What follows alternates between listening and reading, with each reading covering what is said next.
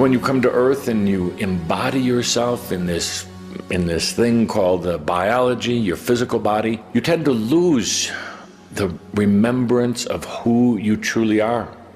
Part of it, I guess you could say, is a good thing, because it allows each of you to truly experience what it is like to live in an illusion. Because you have been cocooned, all right, isolated. Your history has been rewritten so that you don't remember who and what you truly are. So it's so important to start waking up to the truth of one's own nature.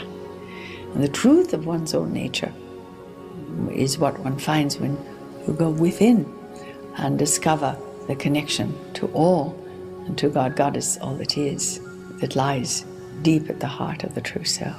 If it was intuitive of what you had going on this planet, we might as well just turn on the lights and everyone goes home. You see, there must be secrets. There must be an overlay. There must be a veil.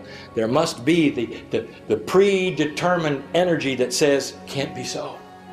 This creates a little mountain to climb, does it not? Those who are watching this now, be aware that this is part of the mountain to climb. For it has to do with your belief, what you've been told, as opposed to what you feel. There are still what you might call newcomers on the earth who haven't necessarily run the gamut of all the different kinds of incarnations you could have as a human on earth, but the majority of you, yes, have experienced just about everything you can possibly experience. You have killed and been killed. You have been a benefactor and been benefited. You have been every gender, every experience. You have been every family member. You have had just about every disease that can be had.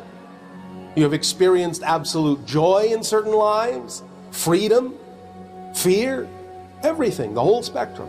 Most of you at this point. They always describe it as being like a roller coaster. You know, if you've never been on one before, you kind of get on. You don't know when you're going to go up, when you're going to go down, when you're going to go around the corner.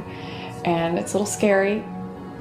And, you know, it can be a little fearful, but then you get off the ride and it was great and you want to get right back on. And that's what it's like through the incarnational cycle. You go through and it's a little scary and a little bumpy, but as soon as you get off, you're like, that was a great ride. I want to go on it again. So that's how they describe it to me, that once we see the big picture and understand it, we're excited to go back down. Most people don't believe in anything before life.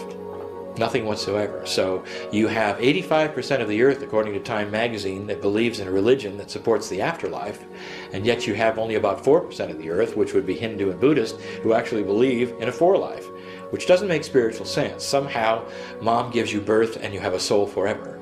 But that's the teaching of the church. But there was nothing before. Yeah. There was nothing before. Ask them. Yeah. There was nothing before. You have pretty much all done it all. That's why you're arriving at the end of the cycle of limitation, because there's really not that much left to explore. You have all done it all. So now you are remembering, you're waking up out of that particular dream, because you're at the end of that dream, almost. Because when you come into a physical existence, you become a creator in the physical dimension.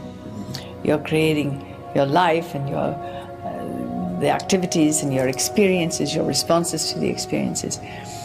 But it's all about the progression of the evolution of one's soul, isn't it? Yes? And reincarnating allows you more and more understanding and knowledge through experience. You exist. That will never change. The form may change, but the fact that you exist will never change. Existence does not become non-existence, because non-existence is already full of all the things that will never exist, and there is no room in non-existence for the things that do exist. Existence is the only quality existence has, to be. There is no not to be.